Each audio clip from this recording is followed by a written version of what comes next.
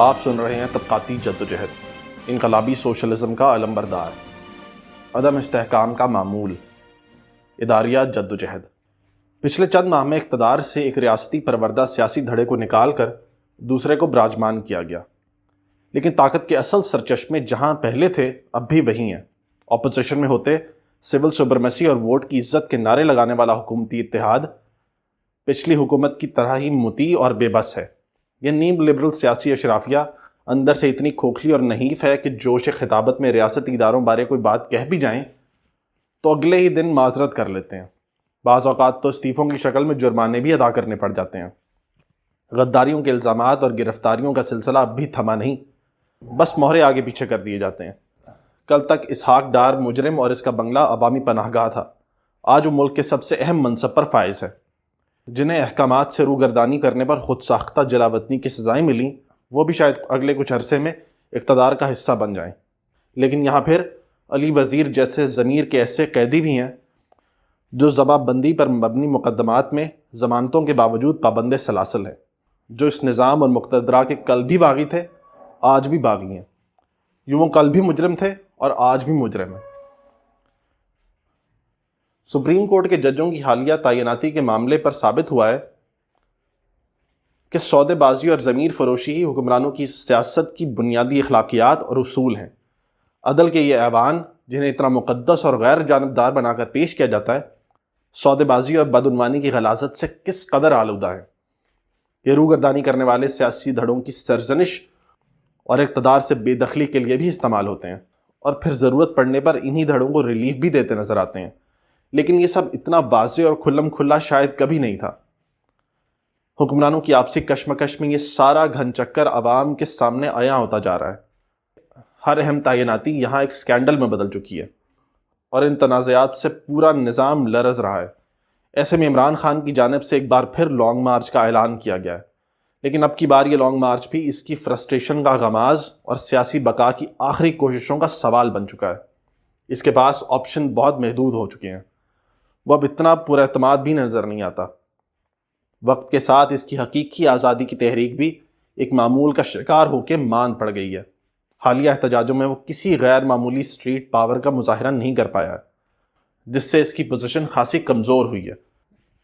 اشارے یہی ہیں کہ ریاست کے اندر بھی طاقتوں کا توازن اس کے حق میں نہیں ہے۔ جس ریاستی دھڑے پر وہ تکیہ کیے ہوئے تھا، وہ خود بے بسی سے دوچار معلوم ہوتا ہے۔ ایسے میں زیادہ امکانات یہی ہیں کہ حالیہ لانگ مارچ سیاسی منظرنامے میں کوئی بڑی تبدیلی پیدا کرنے سے قاصر رہے گا، لیکن پھر فرسٹریشن میں اس کی جانب سے کوئی ایڈونچر بھی خارج الامکان نہیں ہے۔ کم امکانات کے باوجود عمران خان یا اس کے پشت پناہ دھڑے کی جانب سے ایسا کوئی اقدام خطرناک صورتحال کو جنم دے سکتا ہے، جس میں ساری لڑائی ایک بلند تر پیمانے پر بھڑک سکتی ہے اور ایک انارکی کی کیفیت پیدا ہو سکتی ہے۔ پاکستان جیسے ممالک میں سرمایہ دارانہ ریاستوں کا ڈسپلن ویسے ہی انتہائی کمزور ہوتا ہے۔ حالیہ سالوں کے دوران ریاستی دھڑوں کی ان فائٹنگ نے تیسری دنیا کے اس پہلے سے نحیف بورژوا نظم و نسق کا بیڑا غرق مزید کر دیا ہے۔ یوں ایسے حالات و واقعات کا پورا امکان اس منظرنامے میں موجود ہے جن کی پیش بینی شاید وہ افراد بھی نہیں کر سکتے جو خود اس کھیل کا براہ راست حصہ ہیں۔ کینیا میں ایک پاکستانی صحافی کا قتل، جس کے بارے میں بے شمار کیا سارائیاں کی جا رہی ہیں، ایسا ہی واقعہ ہے، جس سے یہ بھی پتہ چلتا ہے کہ دولت اور اقتدار کے حصول کا یہ کھیل کس قدر وسیع، پیچیدہ اور بے رحم ہے۔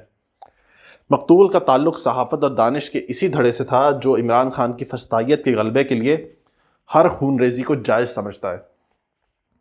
لیکن جہاں ایک طرف حکمرانوں کی یہ غلیظ اور انسان دشمن سیاست جاری ہے، وہاں سوات اور دیر میں ہونے والے وسیع اور بے باک احتجاجی مظاہروں نے عوامی سیاست کی ایک جھلک بھی دکھلائی ہے۔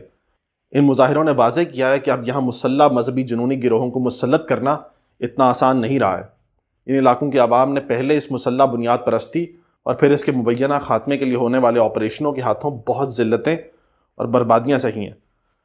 ان سے بہتر کون جانتا ہوگا کہ بنیاد پرستی اور سامراجی ریاستوں کا جبر ایک ہی سکے کے دو رخ ہیں۔